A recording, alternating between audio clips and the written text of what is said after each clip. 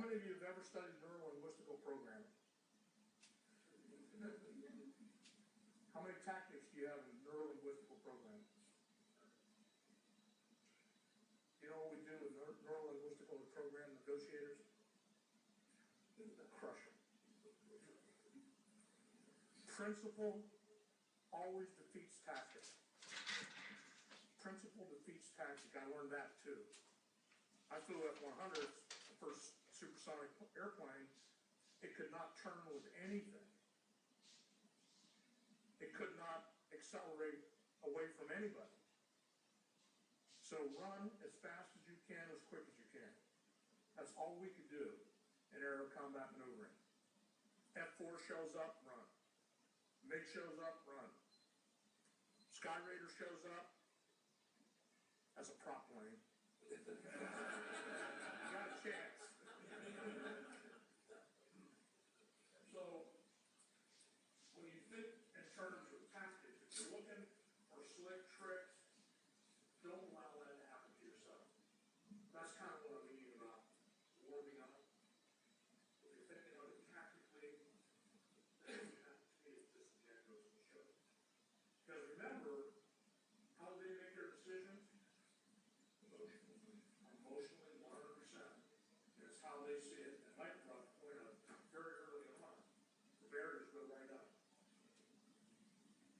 And you want to bring the barriers down. Right? You want to bring the barriers down. Now there's a psychological principle in the human brain coming out of neuroscience. It's a wonderful tool and principle you should have.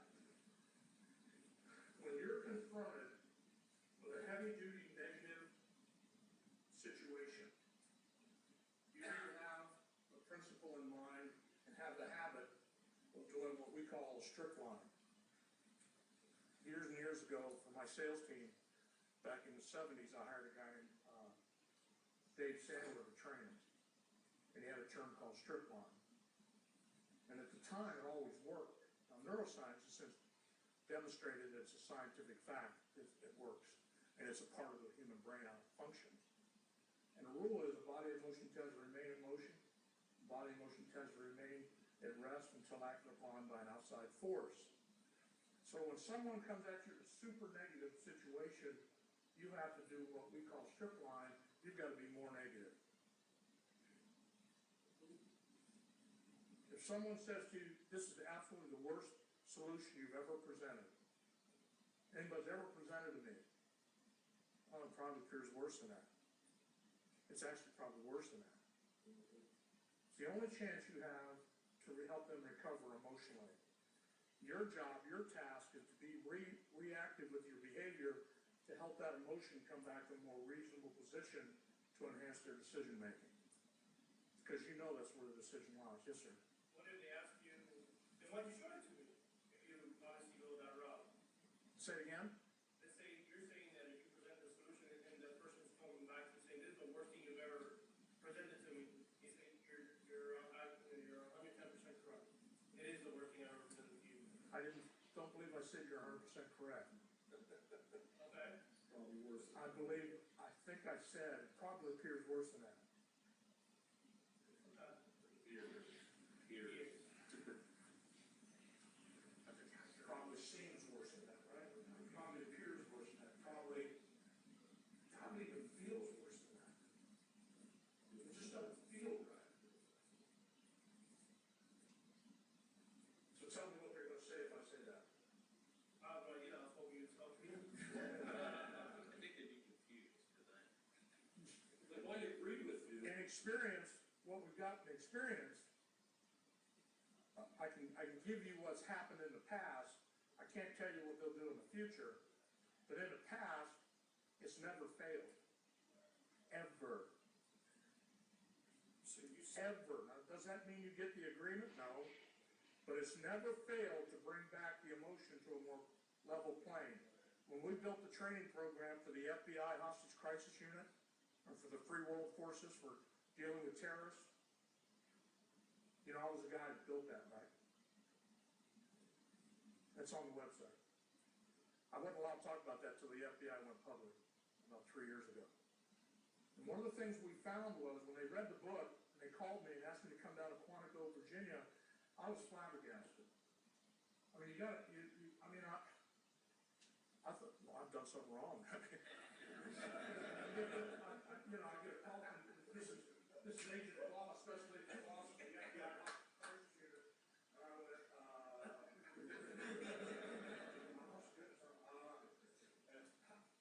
I'm not trying to be a jerk here, sir, but I want to know who you are, who you really are. He said, give me your email address, and I'll send you credentials. He said, just hang up and I'll send them to you.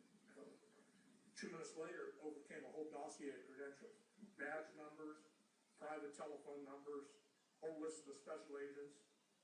So I called him back.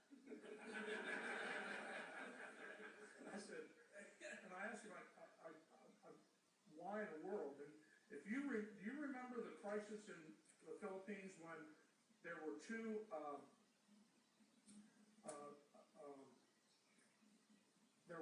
missionaries, Americans, captured by the bad guys over there and held for quite a while?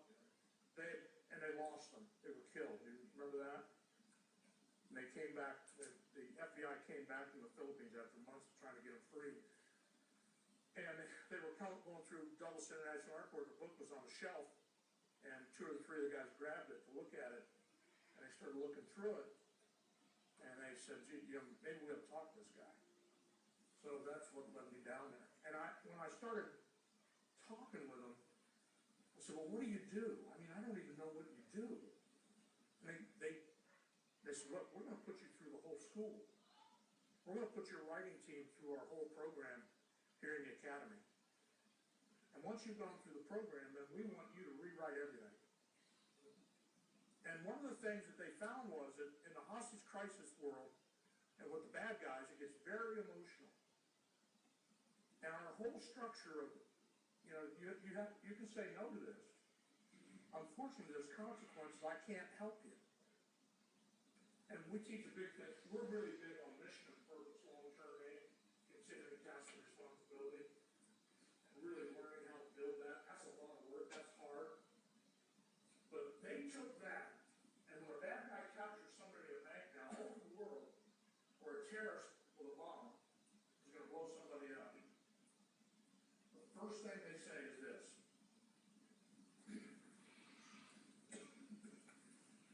my job is to get you and everyone around you out of this situation safely. That's all driven by mission and purpose. That's my job, is to get you out of this safely. Doesn't always work. Those folks were killed on that boat in the middle of the ocean. This is what they're saying, terrorists. That's what they say to me. But that's all driven by mission and purpose. Now, my point is this. Here's my point.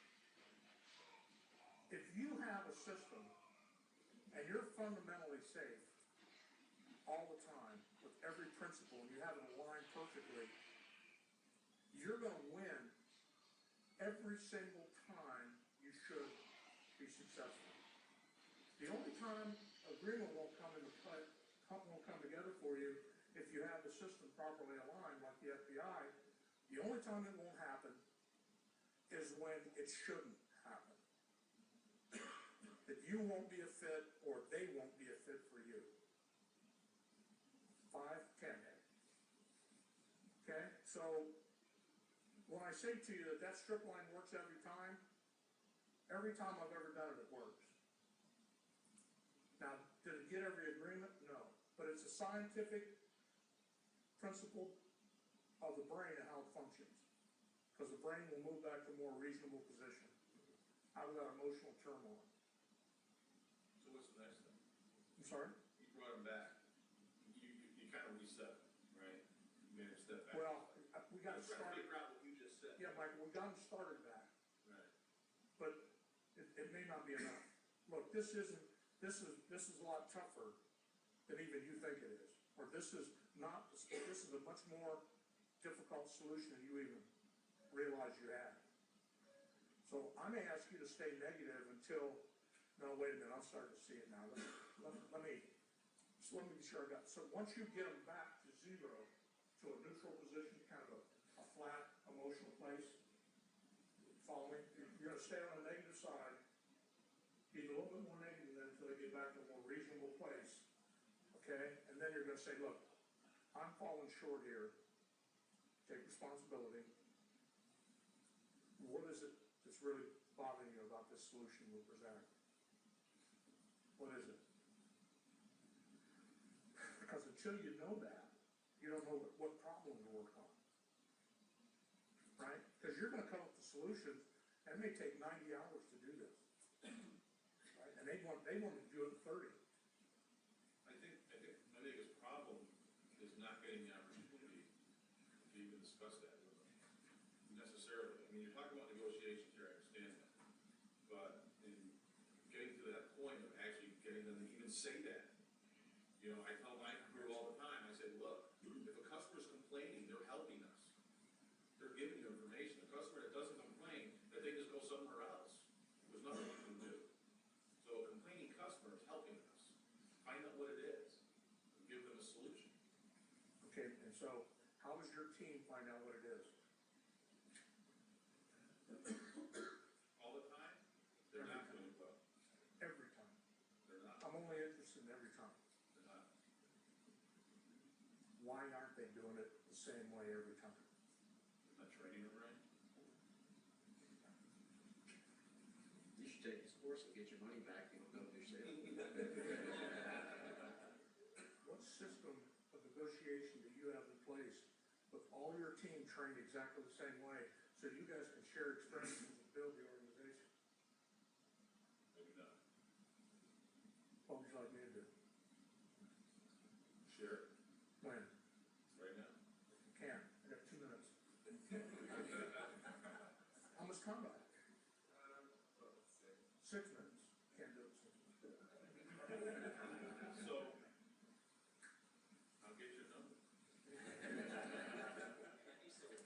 Well, one piece of information that's interesting is that I need to train them in that situation. Not necessarily, because I want to turn that complaint that they see as a negative, as a positive, because anytime someone's It's not a positive, it's negative. offering, well, it's positive, Why would you do that? because I want the opportunity to make it right. And if we can't make it right, then like you said, it shouldn't have been to begin. 614-764-0213. Any of you can call me anytime, I'll give you 1 coaching session for free. And all you'll do is be dangerous and kill yourself. I like where he said that. Can you take the last 6 minutes to explain the program? Yes. What's happened is with us, is I was talking about this Simon Bush. 25 years ago I started, and I always wanted to, we put a system of negotiation together. I started in '73 selling water softeners and went into started my own business a year later. And in 1984, I sold my business to Nabisco Brands. And I retired. I was about 37 years old. And I retired at a place called Sonora, California, up in Gold Country. I got bored. But I always, when I started doing this, it was a fluke. A neighbor asked me to help him negotiate with the town to build a home housing project. And one thing led to another. Now here I am 25 years later still doing this. And when I started working with TJ and some of my CEOs types, we hit some major home runs. I mean, we tracked 16 negotiations for one client, corporate client, and we had the CFO set the number on what they wanted that contract to come in at.